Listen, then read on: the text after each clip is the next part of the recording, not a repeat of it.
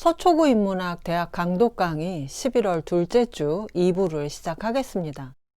앞서 1부에서 대학의 치국의 원칙으로 나오는 혈구지도의 실제 내용이 공자가 말한 서, 즉 내가 원하지 않는 것을 남에게 베풀지 말라는 기소불용 물시어인과 크게 다르지 않다.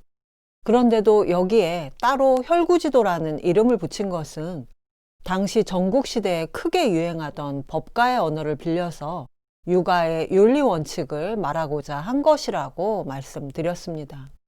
그리고 그렇게 한 것은 기소불용 물시어인으로 대표되는 서가 아무래도 인간 내면의 윤리이기 때문에 치국과 평천하의 단위를 말할 때는 역시 치국자 또한 인간이긴 하지만 일반 사람들과는 다르게 혈구, 객관적인 도구인 자를 이용해 잴 수 있을 정도의 객관성과 공정성이 확보돼야 한다는 의미에서 따로 이름을 붙인 것 같습니다. 내가 잘 되려면 남도 잘 되게 도와야 한다는 인이나 내가 싫은 것을 남에게 하지 말라는 서에는 어떻게 하면 인간관계를 잘 풀어나갈까 하는 육아의 고민이 담겨 있는데, 나라를 다스리는 치국의 상황, 그리고 나아가 천하의 모든 나라를 이끌어가는 상황에서도 나를 기준으로 해서 타자를 대하는 그 원칙은 유지돼야 한다는 게 혈구지도의 핵심인 것 같습니다. 앞서 혈구지도의 내용은 노로와 장장, 흉고를 기반으로 하되 윗사람과의 관계에서 싫다고 생각된 것을 가지고 아랫사람을 부리지 말고 아랫사람과의 관계에서 싫었던 것을 가지고 윗사람을 섬기지 말라. 또 앞사람과의 관계에서 싫었던 것을 뒷사람에게 하지 말 것이며 뒷사람과의 관계에서 잘못된 방식을 가지고서 앞사람을 따라서는 안 된다. 그리고 왼쪽에서 싫었던 것을 오른쪽에 옮겨서도 안 된다. 이런 내용이었는데, 확실히 인간 내면의 문제라기보다는 한 조직 내에서의 활동 수칙 같은 느낌입니다. 조직 생활을 이렇게만 하면 큰 문제가 없을 것도 같은데요. 그런데 이 혈구지도가 제가의 리더십이 아닌 치국의 리더십이라는 점을 우리가 상기해야 할 것 같습니다. 저는 최근에 혈구지도가 꼭 필요한 경우라고 생각되는 뉴스를 하나 접했습니다. 2020년 10월 16일 프랑스의 역사교사인 사무엘 파티가 대로에서 목이 잘린 채 발견됐다는 충격적인 뉴스였는데, 프랑스에서 또 테러가 일어났다는 데 초점을 둔 이 뉴스는 그러나 그 이면에 있는 많은 이야기를 생략하고 있기 때문에 오늘 혈구지도와 관련해서 말씀을 좀 드리려고 합니다. 이 끔찍한 사건의 원인은 2015년으로 거슬러 올라갑니다. 2015년 프랑스에서 있었던 샤를리 앱도라는 시사주간지 사무실에 총격 테러가 일어나서 12명이 죽었던 사건을 아마 기억하실 겁니다. 당시 샤를리 앱도에 이슬람 창시자 무함마드를 모독하는 풍자만평이 실렸다는 이유로 무슬림 테러가 일어났는데, 그때도 프랑스와 유럽 곳곳에서 테러가 일어났고 표현의 자유가 보장받아야 한다는 서구의 논리와 신성 모독을 용납할 수 없다는 전 세계 무슬림의 항변이 첨예하게 대립을 했었습니다. 그런데 올해 샤를리 앱도가 그 만평을 이번에는 아예 표지에 실었고, 중학교 교사인 사무엘 파티가 수업 시간에 학생들 앞에서 이 만평을 보여주면서 프랑스에서 첨예한 주제인 표현의 자유와 신성모독의 갈등을 어떻게 바라볼 것인가에 대한 수업을 진행했다는 겁니다. 한 무슬림 학부모가 이 수업에 항의하는 과정에서 사무엘 교사가 학부모를 경찰에 고발하자 화가 난 학부모가 SNS에 학교와 교사의 실명과 함께 관련된 이야기를 올렸고, 그래서 프랑스 도심 한복판에서 참수라는 극단적인 테러가 발생한 건데, 범인은 18살의 체첸 출신의 무슬림이지만 6살 때 이민 와서 프랑스에서 자랐고 최근 부모와 함께 난민 지위를 부여받은 소년이었습니다. 이 소년 또한 프랑스에서 관용과 똘레랑스의 교육을 받고 자랐을 텐데 어째서 이렇게 잔혹한 짓을 저질렀을까요? 이슬람교를 믿는 사람들이 모두 그런 것은 아니지만 왜 이들은 자신의 불만을 극단적인 테러로서 표현하는 걸까요? 사실 이 문제는 서구대 이슬람의 문제인 것 같지만 우선은 프랑스의 국내, 치국의 문제입니다. 프랑스의 테러범들이 대부분 2차 대전 직후에 이민해온 북아프리카계 이민 2세, 3세들인데 이들은 대개 도시 외곽인 방리유에 살면서 자신들이 사회적 경제적으로 소외되고 있는 것에 불만을 가지고 있습니다. 이들이 SNS를 통해 일부 이슬람 극단주의 단체와 연결되면서 계속해서 테러가 일어나고 있는 건데요. 지금 프랑스에는 인구의 10%에 달하는 무슬림과 어떻게 공존할 것인가 하는 치국의 리더십이 가장 절실해 보입니다. 2015년에 샤를리 앱도 사무실에 총격 테러가 일어났을 때 사람들은 내가 샤를리다라는 해시태그를 올리고 희생자를 추모했는데, 그런데 이때 프랑스에는 다른 목소리도 있었습니다. 내가 만약에 무슬림이라면 무함마드를 변태 사이코로 묘사하는 신성 모독이 못 견딜 정도로 싫을 것 같다는 의견이 프랑스 내에서도 있었던 건데요. 그때 프랑스의 유명 코미디언이 페이스북에 나는 오늘 밤 내가 샤를리 쿨리발리인 것처럼 느껴진다는 글을 올렸습니다. 쿨리발리는 역시 무함마드 모욕에 대한 분노로 파리의 유대인 식료품점에 들어가서 총기를 난사한 범인의 이름이었습니다. 무슬림의 심정에 동조를 표시한 이 코미디언은 즉각 테러 찬양 혐의로 체포됐습니다. 유럽의 무슬림 인구는 유럽 전체의 11% 정도인데 이들이 자식을 많이 낳기 때문에 그 비율이 앞으로 급속도로 높아질 거라고 합니다. 프랑스 또한 인구의 약 10%가 무슬림이고 청소년의 비율은 훨씬 높다고 하는데 저는 좀 이해가 안 가는 게 프랑스는 서로의 입장을 존중하는 똘레랑스의 나라라고 알려져 있는데 똘레랑스는 내가 동의하지 않는 생각을 용인하는 겁니다.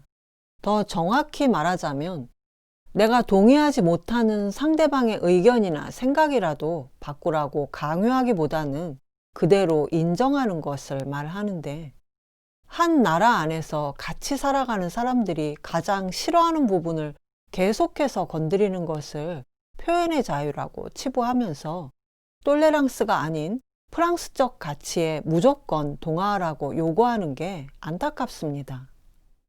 무슬림이 신성모독을 용납하지 못하는 것처럼 프랑스와 유럽도 사회적으로 용납하지 못하는 부분이 분명히 있습니다.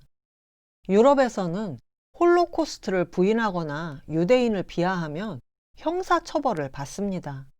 그러나 이슬람교 신성모독은 처벌받지 않고 표현의 자유의 대상으로 취급합니다.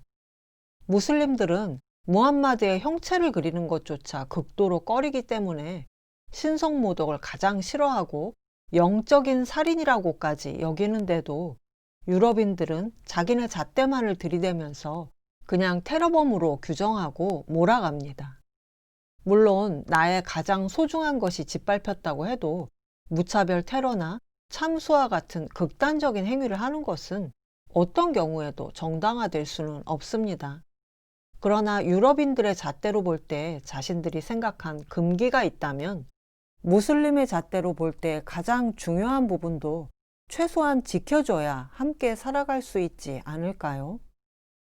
이럴 때 혈구 지도를 아는 지도자라면 유럽에서 표현의 자유가 중요한 만큼 무슬림의 종교적 가치도 중요하다고 선포하고 정치적 해결책을 모색해야 할 것 같은데 마크롱 프랑스 대통령은 사무엘 파티의 연결식에서 사무엘 파티는 오늘 프랑스의 얼굴이 됐다.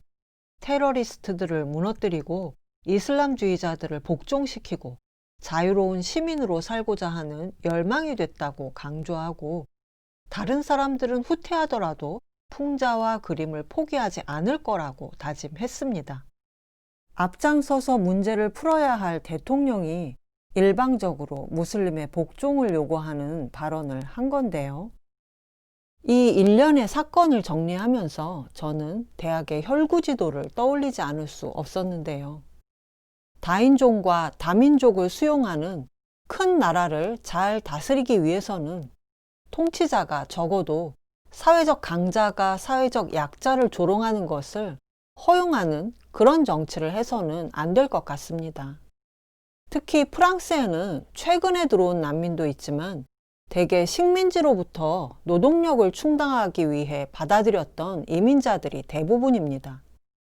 프랑스가 아프리카와 인도네시아의 이슬람권 지역에서 30여 개국에 달하는 나라를 종교와 인종을 배려하지 않고 편의상 구획해서 식민지로 삼았다가 2차 대전 이후에 갑자기 물러가는 바람에 식민지였던 나라들 대부분이 우리나라처럼 내전에 시달리거나 프랑스와 전쟁을 했기 때문에 프랑스는 무슬림들에게 가해자로서 책임감을 느껴야 하는 나라 중 하나입니다. 우리도 만약에 식민 가해자인 일본이 우리 조상을 능욕한다면 참을 수 있겠습니까? 무슬림은 전 세계 20억 명에 이르고 우리나라에도 무슬림 인구가 26만 명이 있는데 그 중에 한국인은 4만 명 정도라고 합니다. 한국인 무슬림의 원조는 1970년대, 80년대 중동 건설 붐이 일었을 때 중동 지역에 갔다가 이슬람교에 입교한 사람들이라고 하니까 우리나라도 이슬람교를 마냥 색안경을 끼고 바라보거나 남의 일처럼 여길 수만은 없는데요.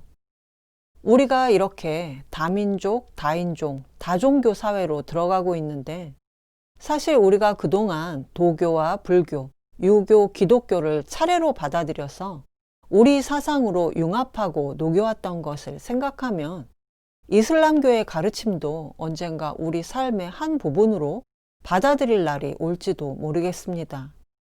그리고 특히 경제는 이제 국경이 없지 않습니까?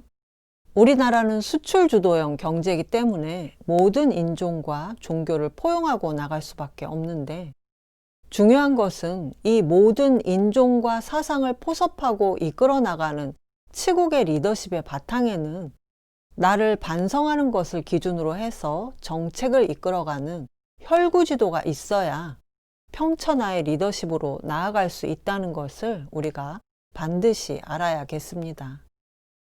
대학 14장을 처음부터 이번 주에 읽은 부분까지 다시 읽으면서 2부를 모두 마치겠습니다. 다음 주에는 대학 14장을 모두 마무리하겠습니다. 소위 평천하 제7기 국자.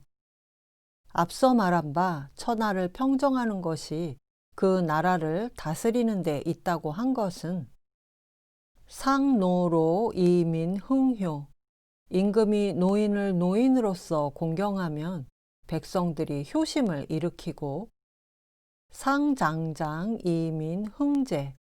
임금이 윗사람들을 윗사람으로서 대접하면 백성들이 공경하는 마음을 일으키고 상휼고 이민불배. 임금이 고독한 사람들을 구휼하면 백성들이 서로 배반하지 않는다. 시이 군자 유 혈구지도야. 그러므로 군자는 혈구지도를 항상 몸에 지녀야 한다. 소오어상 무이사하. 윗사람과의 관계에서 싫었던 것으로 아랫사람을 부리지 말고 소오여하 무이사상. 아랫사람과의 관계에서 잘못됐던 방식으로 윗사람을 섬기지 말아야 한다. 소오어전 무이선후. 앞사람과의 관계에서 싫었던 것을 뒷사람에게 물려주지 말아야 하고 소오어후 무이종전. 뒷사람과의 관계에서 잘못됐던 방식으로 앞사람을 따르기만 해서는 안 된다. 소오어우 무이교어좌. 오른쪽 사람과의 관계에서 싫었던 것을 가지고 왼쪽 사람과 사귀지 말아야 하고 소오어좌 무이교어우. 왼쪽 사람과의 관계에서 싫었던 것을 가지고 오른쪽 사람과 사귀지 말아야 한다. 차이위 혈구지도야. 이것을 일컬어 혈구지도라고 한다.